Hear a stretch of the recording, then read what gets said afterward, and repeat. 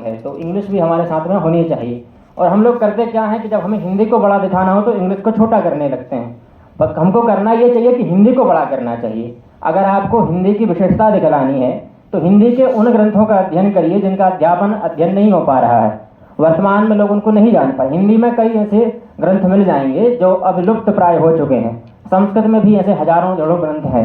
जैसे एक मैं उदाहरण दूं, अभी वर्तमान में एक संस्कृत के कोई भी शब्दकोश अगर आप देखना चाहें, सबसे अच्छा शब्दकोश है ऑनलाइन रूप में शब्दकल्पद्रुम, तो वह पूर्णतः संस्कृत का है। अब ऐसा यह स्पष्ट नहीं होता कि बाकी के जो हिंदी और इंग्लिश वाले हैं वो लोग उसका उपयोग नहीं कर सकते, सभी के लिए है वो, पर एक विशेष भाषा में। उसी प्रकार से जो हमारी भगिनी ने कहा कि गूगल है वह आंग्ल भाषा में कार्य करता है, इंग्लिश में कार्य करता है। इसलिए कार्य करता है क्योंकि जिस देश में बना है वहाँ इंग्लिश एक महत्वपूर्ण भूमिका निभाती है। अगर हमारे भारत में बनता तो हो सकता है कि हिंदी में होता।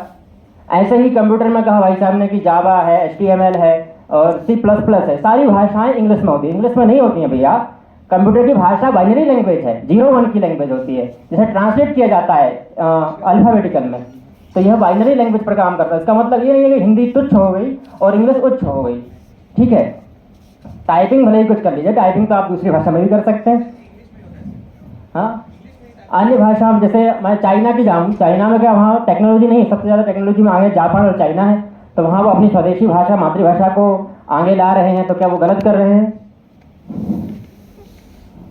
देखिए मातृभाषा जो है उसको आप छोड़कर आगे कभी नहीं बढ़ सकते हैं। आपकी थिंकिंग लैंग्वेज वही रहेगी, आप भले ही कितने ही आगे चले जाएं। जो व्यक्ति 22 भाषा, जैसे मैं रामभद्राचार्य का दूसरा उदाहरण दूं, वो पहले 6 मास लगातार संस्कृत बोलते थे, लगातार 6 महीने तक, पर उसकी वजह से उनके कई नुकसान हो गए। लाखों करोड़ों की कथाएं आती रहती हैं उनके पास, कई संवादों में जाना पड़ता है, वार्ताओं में, तो कोई हिंदी समझता है, कोई संस्कृत नहीं समझता है और बहुत कम समझते हैं। तो क्या उनका नुकसान हुआ कि नहीं? तो उन्होंने वर्तमान में ये प्रथा छोड़ दी है।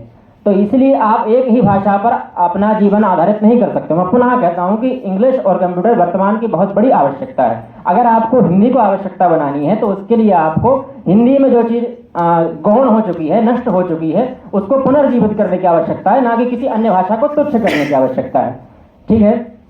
और अगर आप चाहते हैं कि ChatGPT, जैसे कहा गया कि ChatGPT इंग्लिश में नहीं बताता है, अन्य भाषाओं का उपयोग नहीं करता है, तो वह अन्य भाषाओं का भी उपयोग करता है। आप चाहे तो चेक भी कर सकते हैं। और ChatGPT भी विदेशी संस्था है, इसलिए जिस देश में बनी होगी उसी देश के आधार पर, वहाँ की लैंग्वेज के आधार पर उसका निर्माण हुआ है।